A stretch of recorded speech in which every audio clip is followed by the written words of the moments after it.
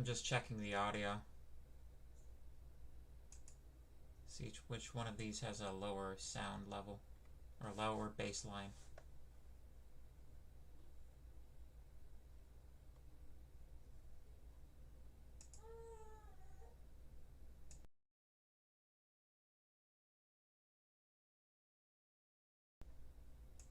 looks like I don't have a choice. Okay.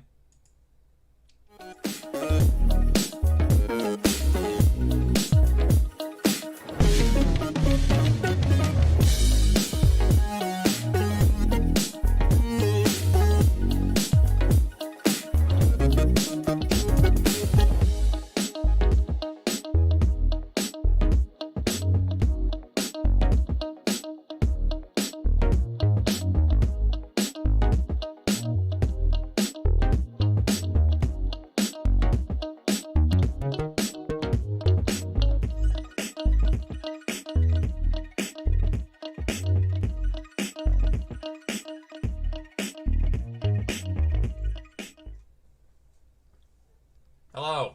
Good morning. Good morning, fancy meat computers. We've got some announcements today, so we'll get through those as quickly as we can, and then we get on to our lecture proper today.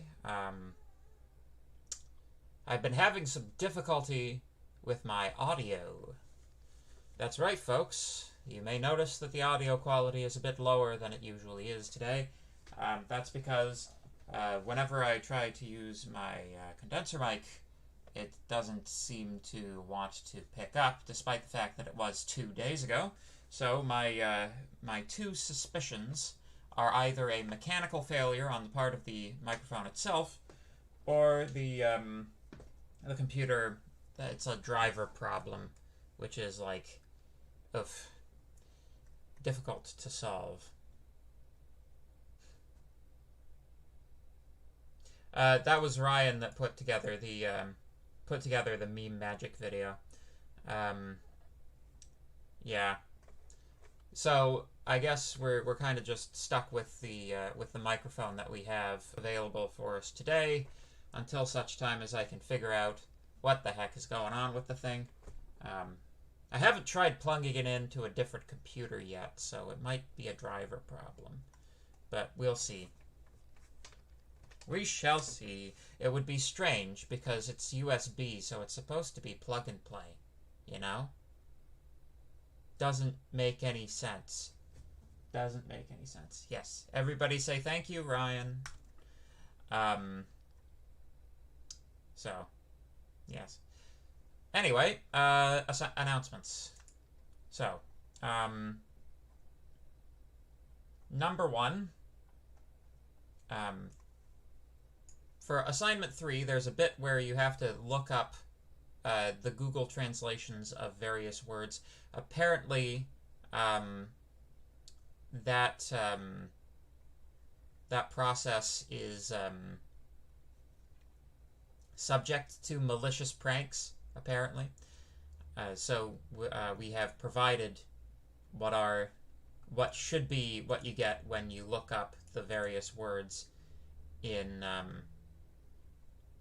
all of the various languages for that particular question. So there you go. That's there for you.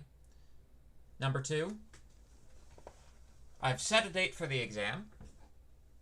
I've had a chance to review the class's exam schedule. It's kind of fun. I can request the exam department just print me off the spreadsheet, and they just or they can look at the database with a view to all of you guys and all of your various examinations and where they all are over the course of the exam period. And it's kind of funny because this class is composed of people from everywhere. So all faculties and departments are represented here more or less. So it's it's kind of like just one great big schmozzle. It turns out that the best I can do is set an exam for a day when only 6 people in the class have a conflict. So if you have a conflict, please let me know and we'll get something sorted out. But otherwise, the exam will be the 21st, which is a little bit late, but what are you gonna do? What are you gonna do? It's kind of, this was the best of all possible options. So yeah.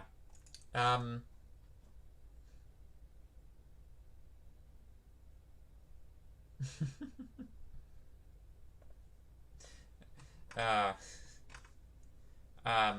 well, tell them that they can't have. And Tanya says, I literally have 0 scheduled exams, so I can't wait for all my profs to pick the 21st as the best day for it. Yes. Just to clarify, by exam, I mean final exam. Well, it depends on whether you fail or not, I suppose. If you fail the course, then it won't be the final exam for 1MD3 that you take, but it will certainly be the final exam for this particular offering in this particular semester, yes. Yes, it's the 21st of December. Not going to do the 21st of October. That would just be silly. So, this is good. This is fine. In related news, unrelated news perhaps, I received a dark humor, yes. Yeah, the exam's tomorrow, guys. Didn't you get the memo that I sent out 3 weeks ago? So I received a communication from the vice provost of the university, which is the vice provost is like in charge of overseeing the academic excellence of the university in various capacities. To be honest with you, I have little understanding of what all of these positions actually are or do, but I'm sure they'd be able to tell you if you ask them. But anyway, I got an email. Apparently, this is related to the COVID vaccination policy of the university. If you don't have your 2 vaccination records uploaded to the university's system by the 17th of October, there is a strong possibility that they're just going to unenroll you from some of your courses. I was asked as an instructor to fill out a survey indicating whether or not students in my classes could participate in the classes completely off campus if they so chose. I, of course, responded, yes, my students can participate in the class completely off campus. Please do not unenroll any students in my class who have not met their vaccination requirement by the 17th. So, if you haven't if you haven't gotten the shots for whatever reason, you shouldn't be unenrolled from my course, but you'll probably be unenrolled from other courses. So, yeah. How do you upload them? The MacCheck software thing. That, like, MacCheck, it's like, I forget what the URL is, but there's been a ton of emails. If you go through your email history and search for MacCheck, you'll get the link, I'm sure. But, yeah. I don't believe that this is in connection with the provincial vaccine passport system. I believe that McMaster is still maintaining its own independent system at this time. I believe what they are formally stating, like, I believe what they're doing is through MacCheck, and, like, there was no indication in the email that there was any sort of integration with the provincial vaccine passport system. So I would recommend that you upload the proof of vaccination to the MacCheck system, even if you have already done so for the province. I would suggest doing it for the university as well separately.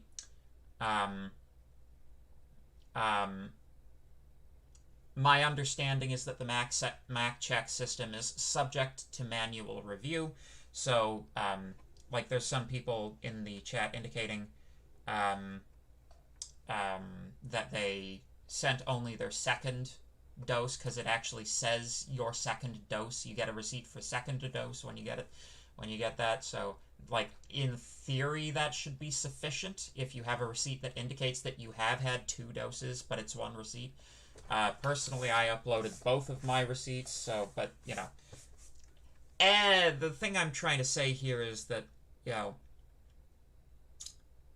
if you don't do it, there will be consequences. And, you know, I'm sure that the university will be offering refunds to all of the people that they unenroll from all of their courses, he says somewhat sarcastically. So yeah. They're cracking down on this stuff, apparently. And I just wanted you guys to be aware of that, because I don't want anybody caught off guard with it, you know? There's enough ridiculous bureaucratic nonsense going on without running afoul of the vaccination policy is on top of everything else, you know? Do we need to upload both the first and the second, or just proof of the second is okay? I don't know. You would have to talk to the MacCheck people.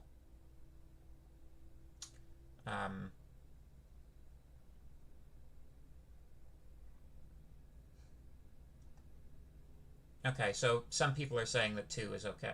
Just the second is okay. But again, I'm not a doctor. I'm not a bureaucrat. I don't know what the bureaucratic policy is. Do we also need to upload proof to Mosaic? I have no idea. I hope not, because that means I'm in the shtuck as well. Thank God you told us this. Yes. Y'all should check your emails if you don't already. But yeah. I uploaded the second and it was marked as an approved submission. Okay, second, okay.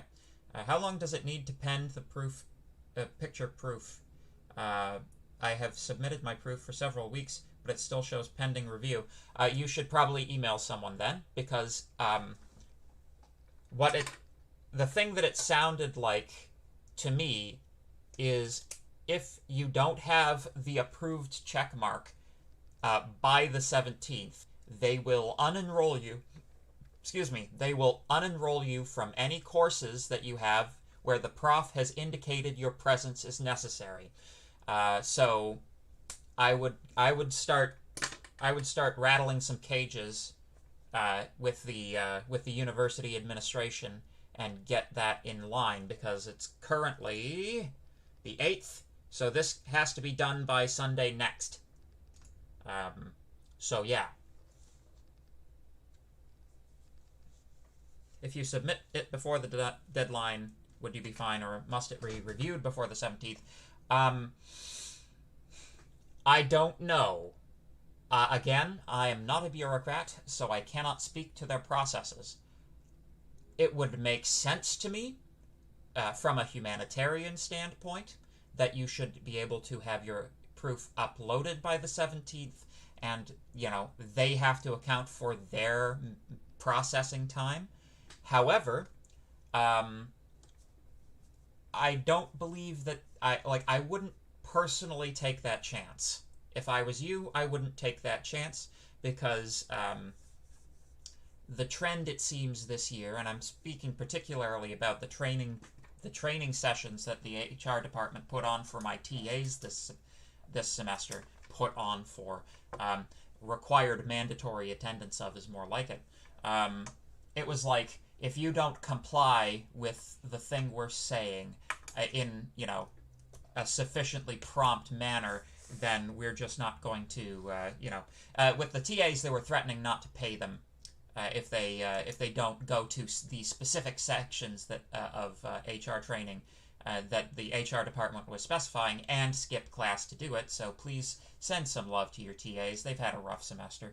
But yeah.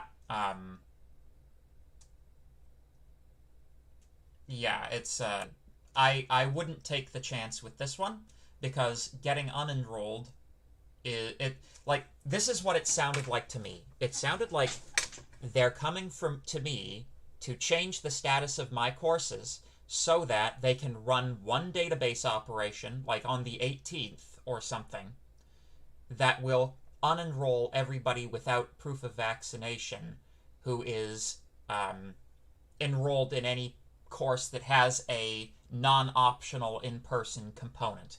And what they were asking me for is an update to the registry in Mosaic. Is the in-person optional? That was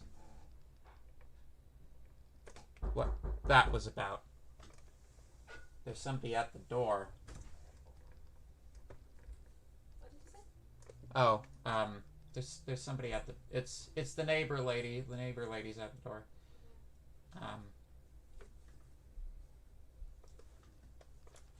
I can't. Could you yeah, all right. Sorry.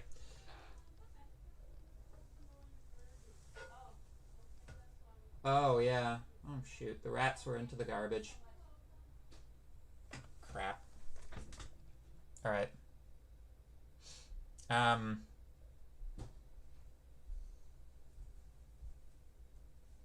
Yeah. No, we're not doing a neighbor reveal.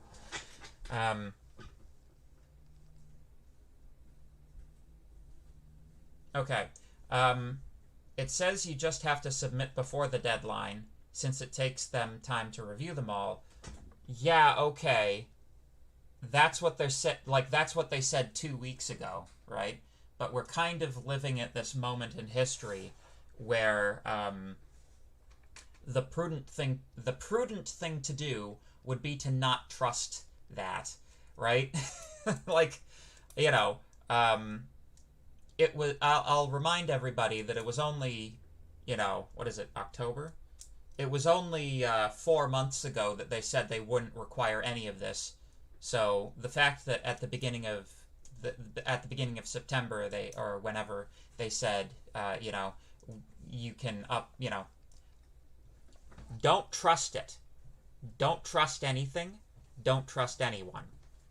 Make sure that your paperwork is in order. And if it's not in order now, start bothering people about it. Okay? This is the best advice I can give you, is don't trust them.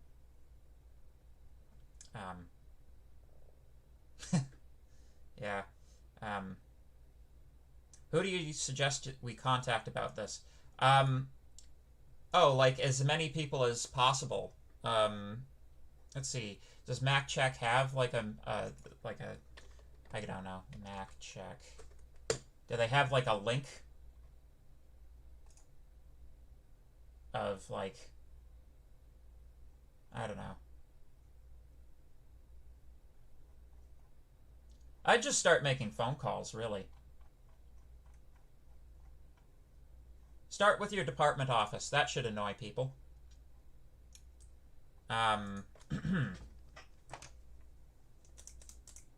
Yeah. Yeah, I don't know what department in particular is handling this. It might be the registrar. The registrar is certainly involved, because the registrar would have to be involved to unenroll people from courses. And there's one more addendum. I realize we're talking about this and cutting into class time, but it's kind of important. It's important, so, because not all of you may be aware of this.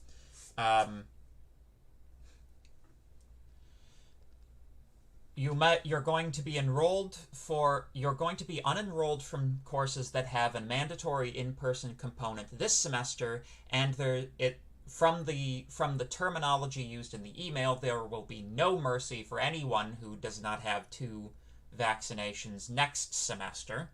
So the expectation is that in the winter semester, everybody is vaccinated, no exceptions.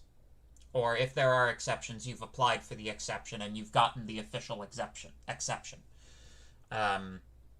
Which, I've seen in other emails that the exceptions are not something that they're generous with. So,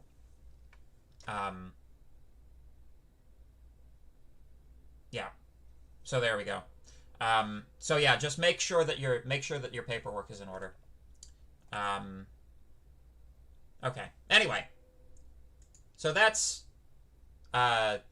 most of that. Hopefully nobody gets ripped off by the university for a bunch of tuition money. I mean, tuition's pretty expensive, you know? I'm sure I don't have to tell you guys that.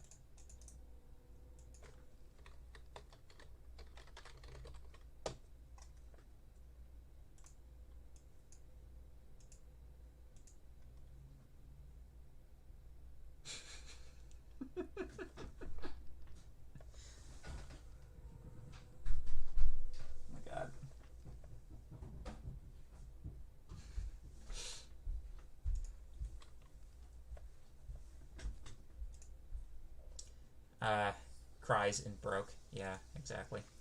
So anyway. So what were we talking about? We were talking about dictionaries. So, I know I'm going to get this question from you guys at some point about assignment 3, because there's a question on there that wants you to do nested dictionaries. So I'll just do that quickly before we get into dictionaries more so than we have already. So if you you can have you can have a list within a list, right? You can also have a dictionary within a dictionary. In fact, you can make it so that you have a dictionary where every element in the dictionary is another dictionary. So you can say, for example, A maps to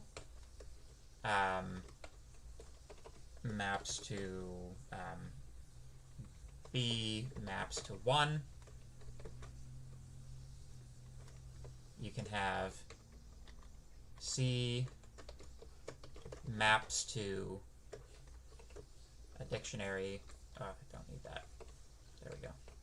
A dictionary where D maps to 2 and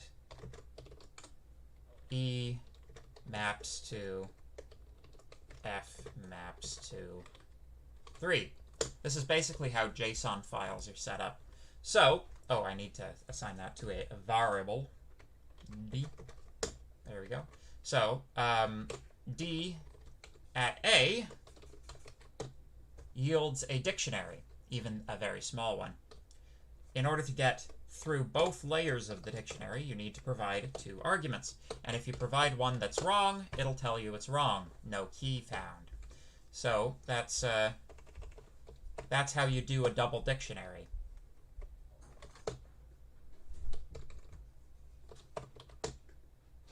There we go. I really should make an announcement about the whole COVID proof upload thing. I should do that for all my classes. Poor Tron guys, I got the email last night, and it's like the Tron guys don't get, like, I don't get to announce it to them in class before the break. So, yeah, so that's how you do a double dictionary. That will be hopefully a useful thing for you when you do the dictionary of dictionaries problem. So let's discuss some of your basic dictionary operations. So you remember when we did sets that an empty set is written set empty round braces. Well, the reason that we didn't use the curly braces to designate an empty set is because we're using the dictionary. We're using that for dictionaries. So if we have D, the empty set, that means it's a dictionary with no elements in it. Does it work if you do dictionary value instead of dictionary key? No, it does not. It does not. So, like, no. Nope. You have to go from keys to values. It's unidirectional. And that's because keys have to be unique, but values do not have to be unique. So if you have non-unique values, which key do you choose? You don't know. So you can only go from keys to values. Again, looking up a key in the dictionary, that's very straightforward. Creating it, we've done that several times. You can delete an element using the del keyword, you can perform a search operation over the dictionary. But the search operation does something very specific. It looks through the keys, not the values. So if I were to say A in, pardon me, D, that's true. 2 in D is false. Of course, this is a nested dictionary, so it would also come up that B is not in D, because it isn't. It's in one of the sub-dictionaries. But, you know, it is what it is. So this searching operator searches through the keys. If you want to search through the values, what you do is d.values.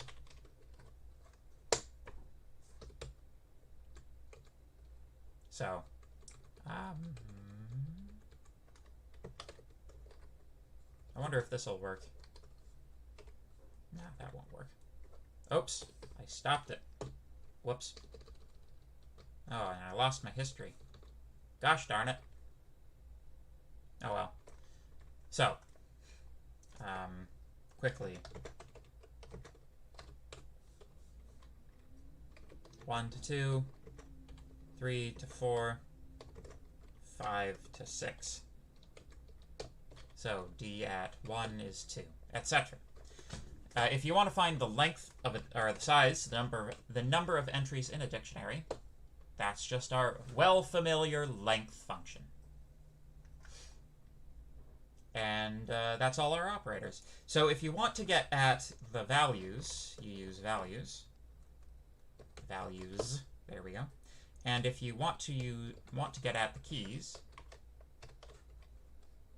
you use keys. Now, it sort of shows you these interesting little objects which aren't quite lists. If you want to cast it as a list, that's just quite simple.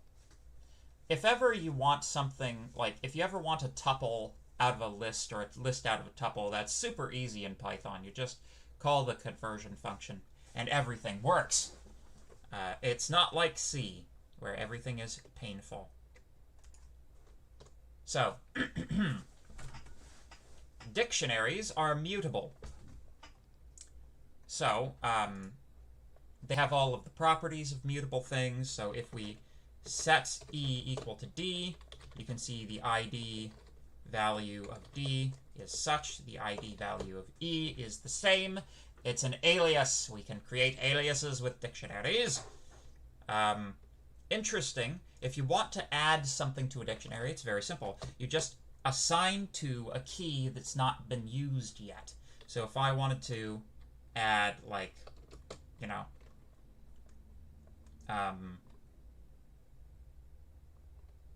drums are loud. Oh, right. Sorry. Wrong. There we go. Drums are loud. Unhashable tag slice. So that's a little peek into what's happening under the hood here. Dictionaries hash. They perform hashing. We're not really going to talk about hashing in this course. It's a bit of an advanced topic, but you should talk about hashing if you take an algorithms course at any point in the future. So, you can see that this element has been added to the dictionary. So that's how you add stuff. So, we can use dictionaries to create a histogram. For those of you who are not aware, a histogram is a tool used in statistics to determine the frequency of the collections in of the objects in a collection. So we can perform. This looks like it's long enough to want to do it in a file. Topic for .py. Define histogram.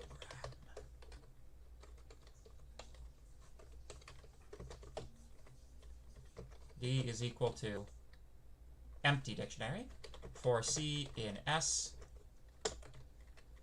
If C not in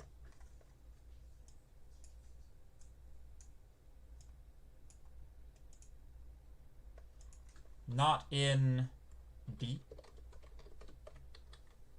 DC is equal to 1.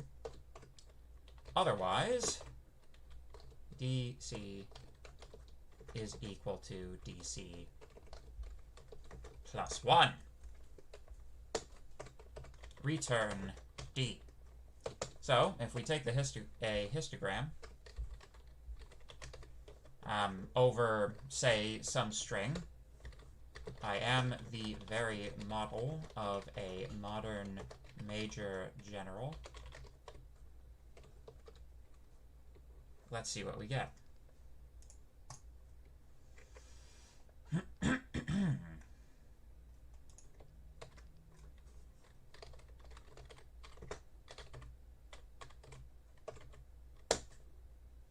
And I forgot to print it. Of course I did. Of course I did.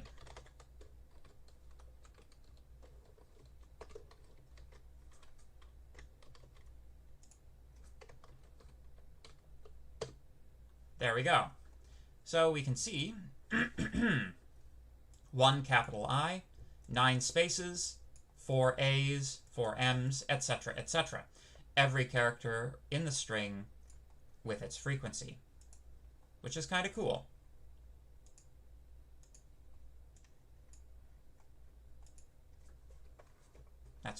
There we go. We can also iterate over the elements of a dictionary. So the dictionary itself, let's say we had, like, you know, this dictionary for whatever reason. We can use a for loop to iterate over the elements that are in the dictionary. Now, it's important to note that what the for loop is actually doing is it's essentially calling dictionary.keys, turning that into a list, and then for looping over that list, right? So the for loop variable, in this case k, is going to be the keys of the dictionary. So if you want the values in the dictionary, you have to use that key to access the value as given in the second for loop. So the first one will print C1, C2, C3. The second one, the second loop will print 46, 153, and 0. So there you go. I'm going to skip this because we don't have time. It's another rapid fire round. So, any questions about that before we move on to a problem-solving example?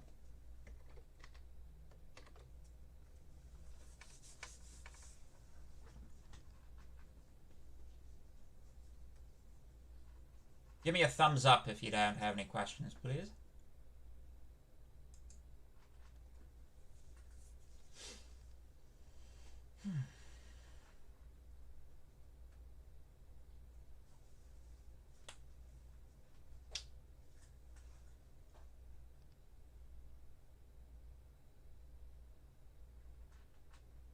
Okay. Oh, there we go. Thumbs up. For MacCheck, what do we need to submit? Only the form? No, I believe they require the receipt that you got,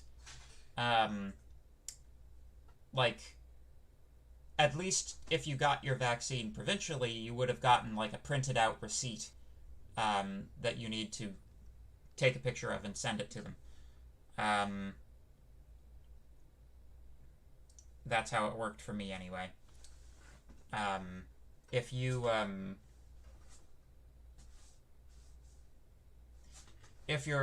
got your shot out of jurisdiction, I'm not sure, but if you contact them, I'm sure they'll be able to help you. Can I explain how the histogram works again? I suppose. Again, I'm not running the system. I don't know what they want. I don't know what they need. I just know that if they don't have what they want by the 17th, you might not be in your courses anymore. That's all I know. So the way that histogram works, this is how it works. So we loop over every element of whatever the thing is that we're taking a histogram of, right? For every element in that collection. right? We check to see if that element is a key of the dictionary. If it is not, then we add it as a key and initialize the value to 1. Otherwise, we add 1 to whatever the value is at that key. So what that does is, like, as we're going through, as we find things, we check to see if it exists in the dictionary already. If it does, we increment, and if it doesn't, we add it. So by the end, we have the frequency of everything in the dictionary. Good. So keys can never be dictionaries, tuples, or lists because they don't have one specific values.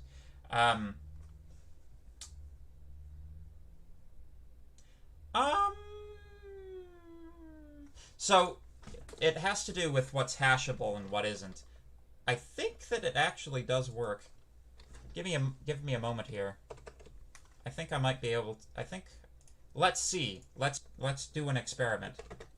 E 1 2 3 4 5 6.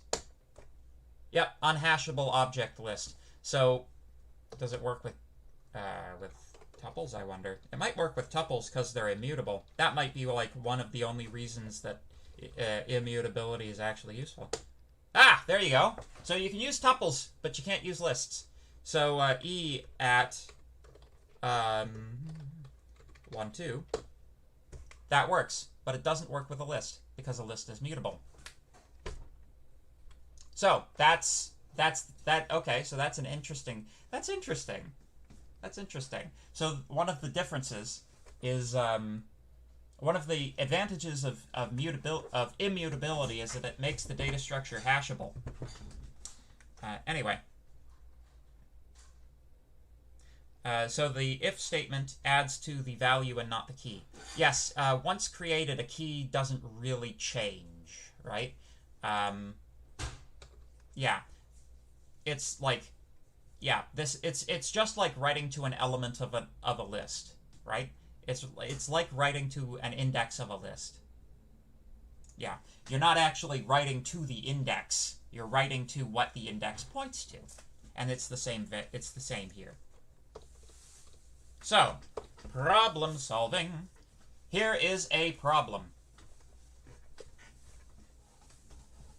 I really like this low latency setting. I think this low latency setting is like it's the cheese, because it's the best, and I like cheese. I know cheese means cheating, but I like cheese, so I'm going to use cheese to mean the best. So, computing change. Here is a problem statement. Imagine that you are a minimum wage Walmart employee working at a cash register. This is something that you have to deal with on a daily basis. Compute the smallest number of coins or bills that sum to the target amount. So, if we have Canadian coins, we have 5, 10, 25, 100, and 200 cent coins. If we have a target amount of 185 cents that we must give as change, then that computes to 1 dime, 3 quarters, and 1 loonie. Will we use modulus? Yes. Yes, we will. So, in order to actually write this, let's define what our inputs and our outputs should be. So, our inputs are going to be a tuple of coin denominations as integers, and a target value also expressed as an integer. What are our outputs? A dictionary where keys are coin denominations, and values are integers corresponding to the number of coins in the denomination. So, basically the reverse of this. It's like nickels 0, dimes 1, quarters 3, etc. So let's see if we can whip up an implementation of this real quick.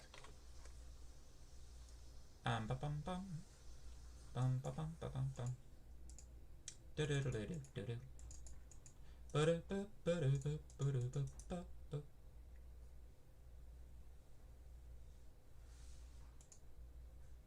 we go.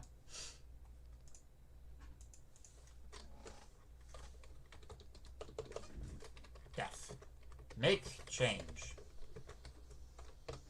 Takes coin denominations, coins, and a target. We'll call it target.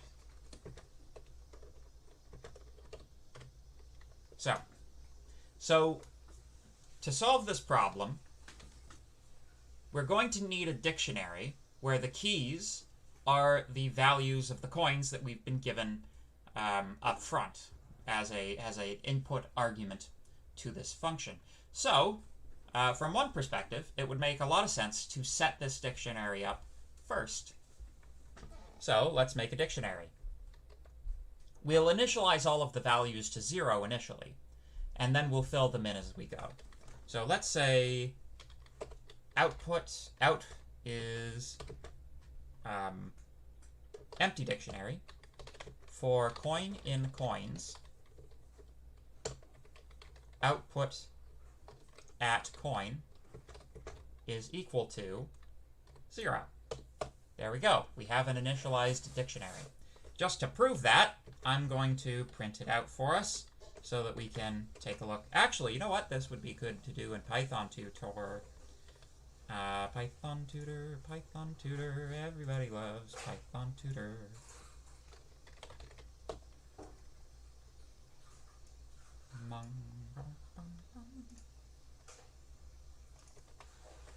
There we go. So now we don't even need print statements. Haha. I have a syntax error. Oh yeah, that'll mess you up every time, eh? Also we need to call it make change tuple. Let's just do the test case that we've been given. 5, 10, 25, 100, and 200.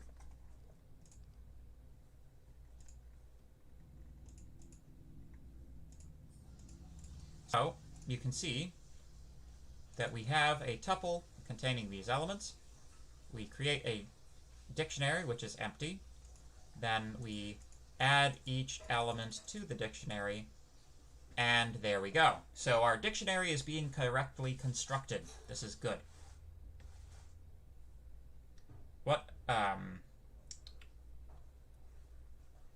What else are some other sites to practice? I understand things in lecture, but still struggle with the assignment questions. Have you tried the coding bat problems? Because they're pretty good. So, all right, now, so we have a dictionary. Now we need to worry about how many coins can fit in which dictionary page. Page is a decent way to talk about it. So let's consider our tuple here. So what we want to do, the rough algorithm for this, a certain number of I've done the coding bat questions, but I wish they had solutions. Lol. Yeah, they do. They do show you like what test cases you're getting wrong though, so you can like reason it out, you know. So with this make change problem, roughly speaking, the thing that we want to do is we want to go through each coin denominations, starting from the largest and going to the smallest, seeing if the target amount is greater than that coin denomination, because if it is, we know that that coin must be able to fit inside of that inside of the target. So we know we need to put one of those coins in there, right?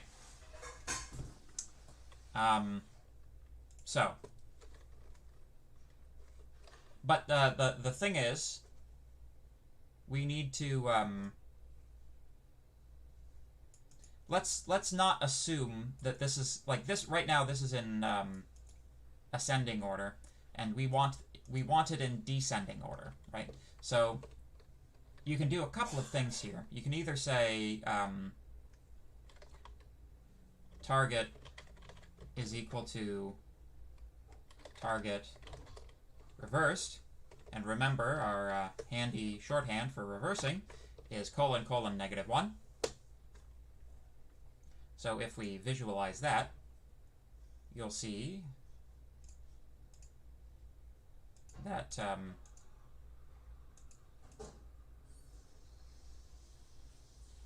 oh, that's type error. Int object is not subscriptable.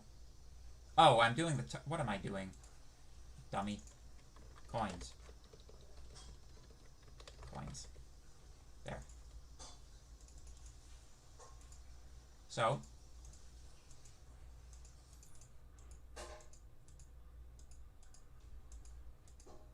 there we go. So coins was there, and now it's here in reverse order.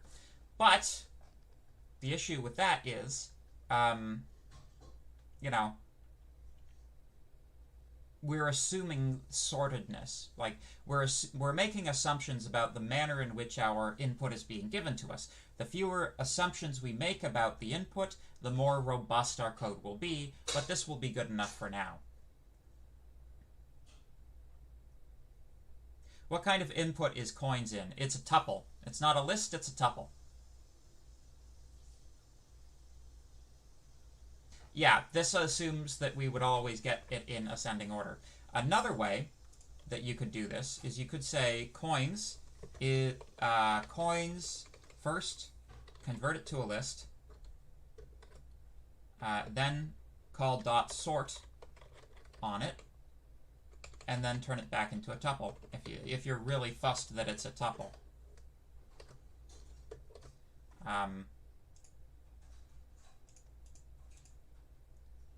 Boop. Boop. Oh, none type. I got a problem. I can never remember if it's like .sort or sort. Like that.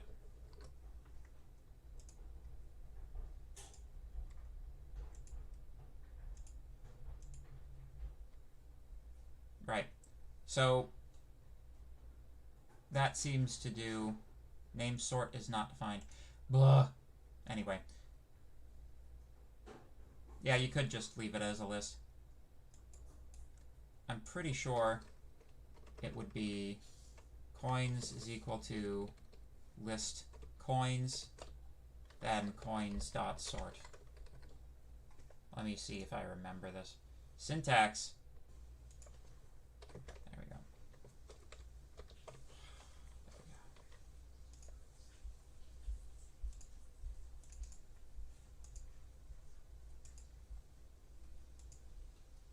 So, it's now a list, and it has been sorted. That's good. And then coins is equal to coins reversed. There we go. Visualize. Actually, so let me make this unsorted so that it actually looks like it does something then. So now the input is arranged in such a way that it wouldn't just work by default.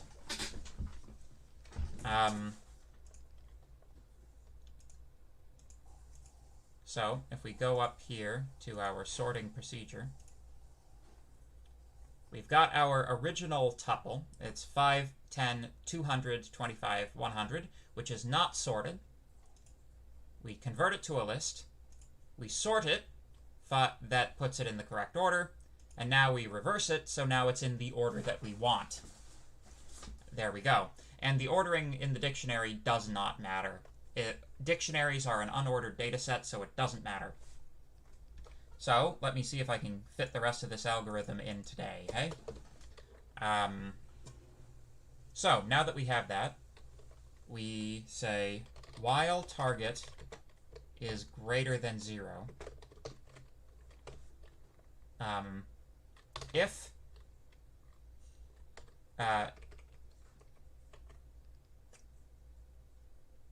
No. Wrong. Coins. 4 coin in coins. If target is greater than coin, greater than or equal to coin,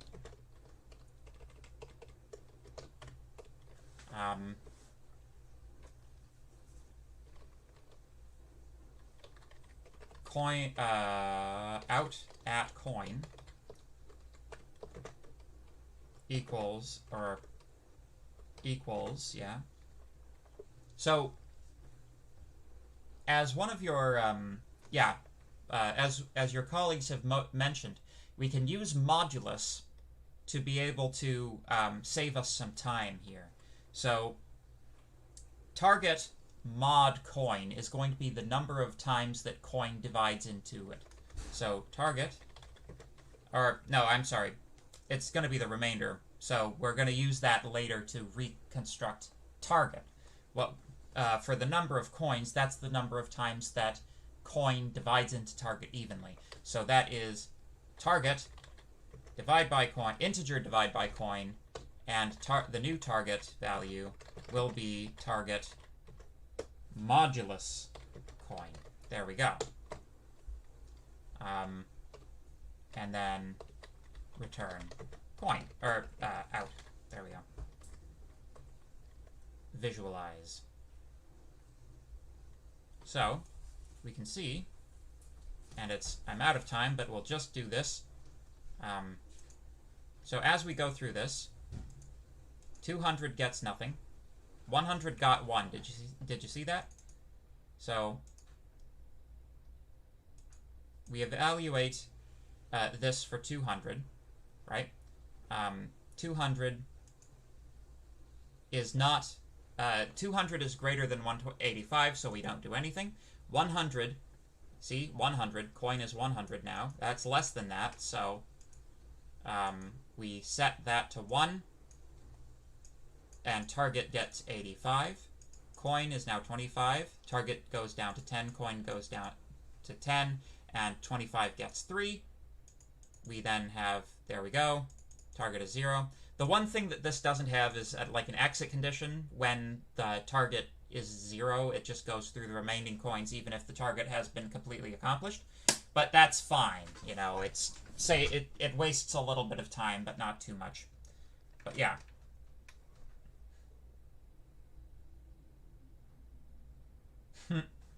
Yeah. So, there we go. So this is the make change problem. We're going to talk more about the make change problem next time in class.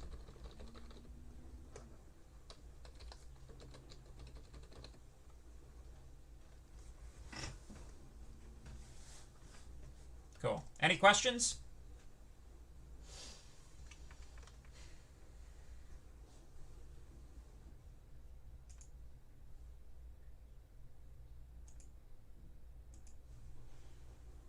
What is the difference between return and print? Oh boy. Return sets the return value of the function itself. Print just prints something to the screen. It doesn't set anything as it, like, so think of a function as a box with numbers going in and numbers coming out, right? Box, it's a box. You have numbers going in, you have numbers coming out, right? All print does. Now, so that's what a function is. Now imagine that that function has a little screen on it, right? That stuff can display on.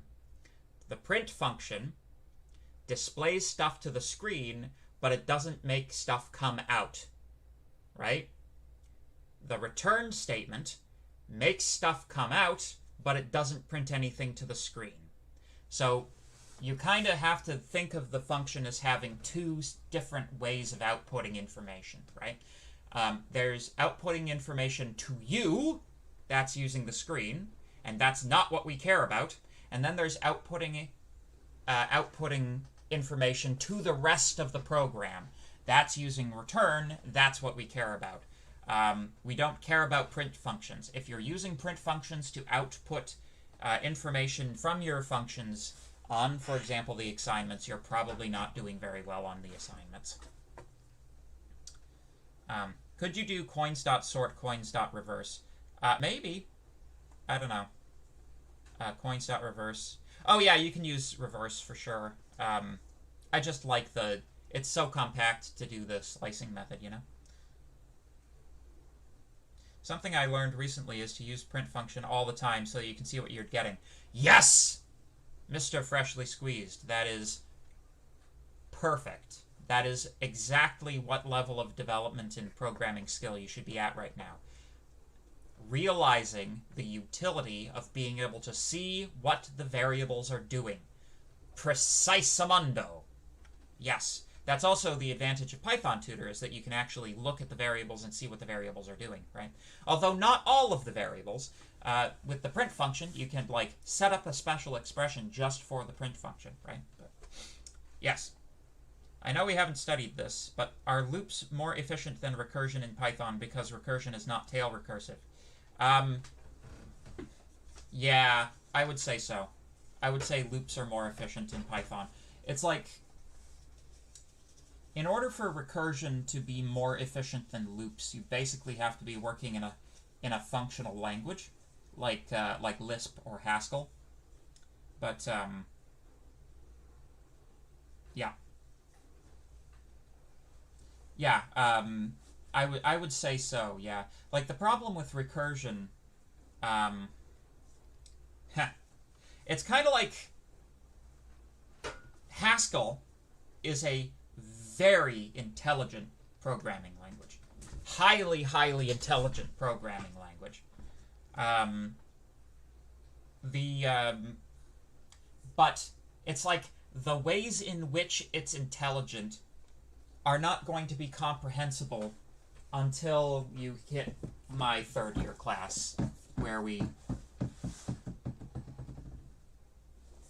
talk about, like, how programming languages are constructed and how, like, okay, I'll tell you very, very quickly. So one of the things that Haskell does is it uses what's called lazy evaluation. So in lazy evaluation, you don't execute code which you don't need.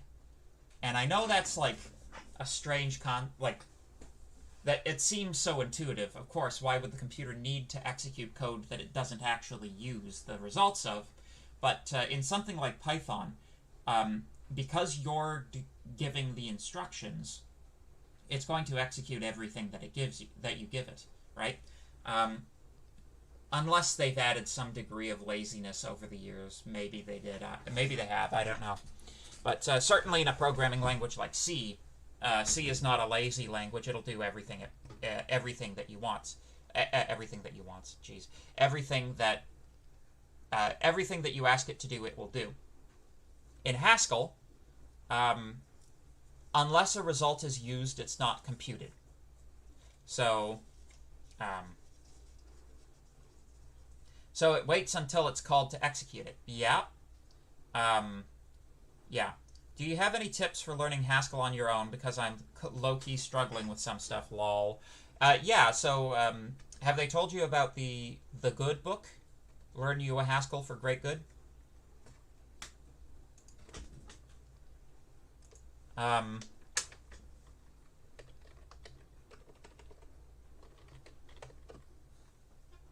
Privacy error. What?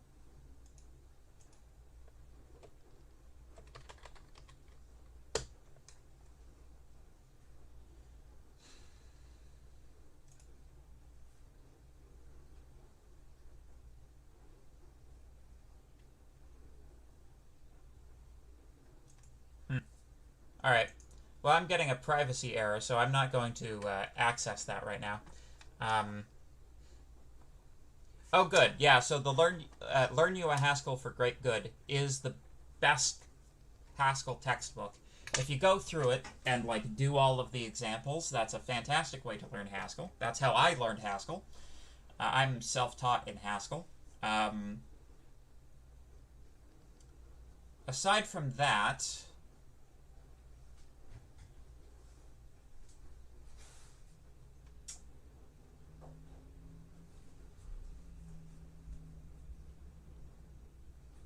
yeah.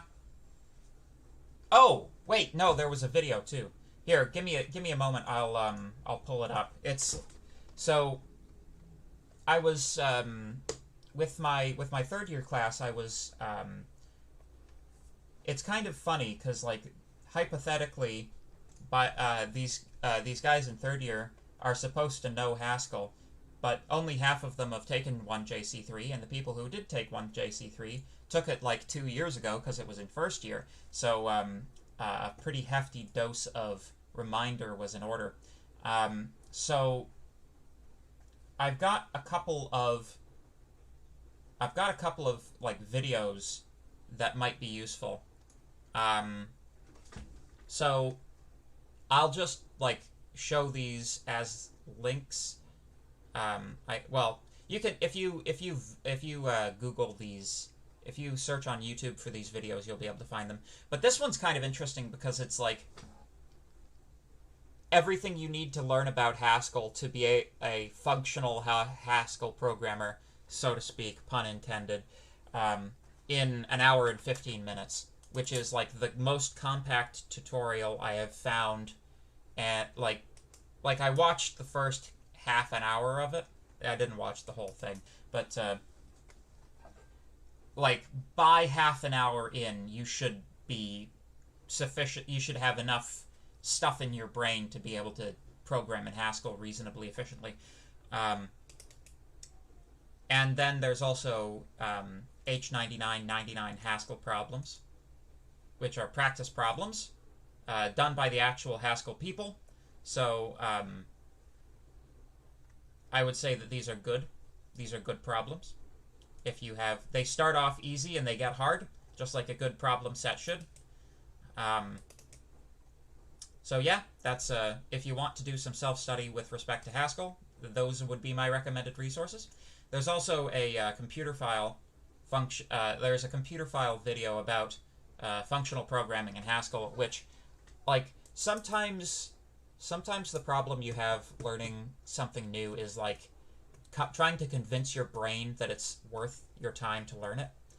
So that's why I find the computer file videos are really good for like motivating why the heck should I even be concerned about this. Yeah. Choo-choo! Cool. Okay, I think that's it for me for today. Thank you very much. Oh, and if you haven't seen it yet, there's a meme video posted to the channel, which Ryan made, and it's quite funny. I enjoyed it. It's very flattering, in an unflattering sort of way, so check it out. Oh, what's my favorite programming language? You know, I kind of don't have one. I've reached a point of transcendence where I don't really have a favorite programming language anymore. Each programming language has its own merits. I love C for the simplicity of it. Like, I love C because it's so, like, it's just C, you know? It's like, understanding C is really understanding how the computer works at a fundamental level. I love Haskell because, like, the semantic is so clean, and it's so, like, I love Haskell for its aesthetic qualities. It's like, I often say that, like, programming in Haskell is like programming in the beautiful language of the universe itself. And Python, I like it for, like, sort of practical, quick and dirty stuff, you know? It's like, if you need to get in and get out and just, like, do something, if you need a script that you need to not spend a lot of time on, Python is a fantastic language for that. So as much as I rag on Python, it's like, I do actually use it a fair amount for, like, processing CSV files and that sort of thing. Yeah. That's what Dr. Farmer said as well. Only true fans of the channel will have already watched it. Yep. Yeah. Okay.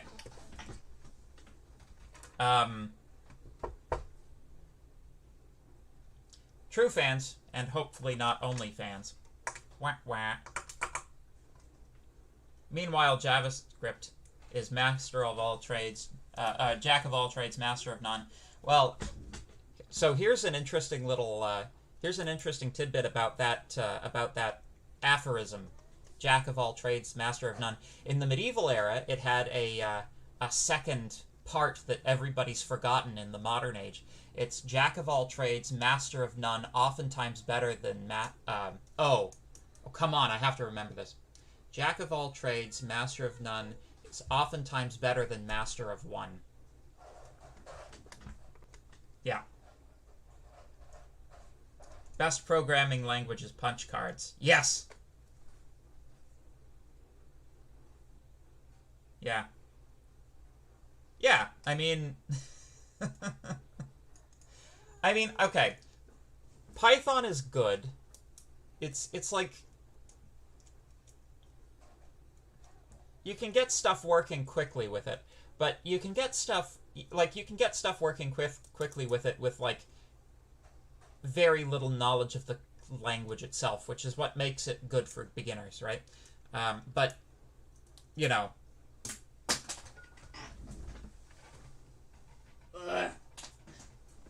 I find that, like, it depends on what you're trying to teach. Like, for Python, like, because, you know, I'm mostly interested in teaching people things. That's sort of my job. With Python, you're teaching the rudiments in a way that can be accessed easily.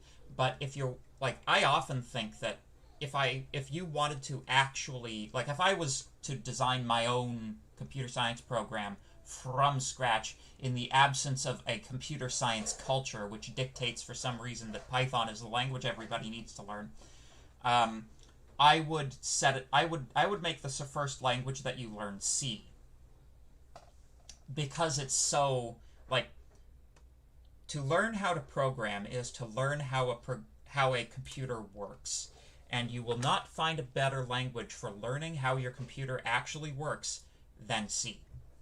That's just how it works. But C is not a hugely practical language for high-level applications, right? It's fantastic for learning, but most people will not program in C if they have the ability to program in anything else. This is not so much the case in the for people who are doing, like, embedded systems design, because they do use C quite a lot, like the mechatronics people, because they have to work on very bare-bones hardware. But, yeah. Yeah, like, people... Like, C is difficult to work with, but, you know, you could also say that anything worth doing is difficult, so... Sort of like CS50, which teaches Scratch, C, and then Python. Yeah. Do I use Java? I've used Java in the ancient past. I used Java. All imperative languages look the same to me. You know, C is significantly different, but, like, you know, I'm not sure. Like, I've used C# quite a bit, and C# and Java aren't too far off. Like, I understand Java is very influential, and the JVM was a pretty interesting innovation at the time, but I don't know. I think Java's probably been outmoded by the new languages that have been coming up. Like, I'm not sure that Java is going to, like, survive the march of time in the way that C has. Like, C is still taught because it's still relevant, right? Despite the fact that it's 50 years old. Literally a 50-year-old programming language, right? I'm not sure, like there's there's stuff that's still taught because it's still relevant, like C, and there's stuff that's still taught just because there's such a big code base in that language that, you know, that momentum carries itself forward into the future. You know, the need to service programs in that language mean that you have to train people to know those languages. This is, I think this is like the position that C++ occupies. Now, that being said, one of my good friends is like a avid C++ programmer. And like C++ is like the speed of C with the abstractions of Java and Python.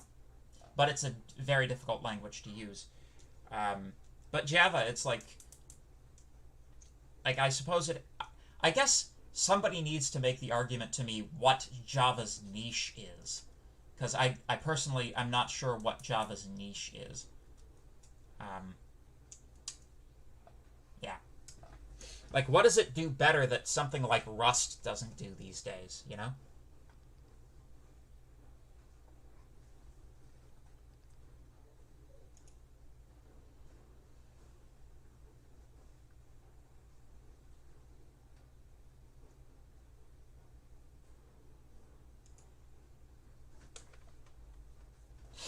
But anyway, I'm going to log off here. Take her easy, folks. Have a nice break! I know I will. See ya.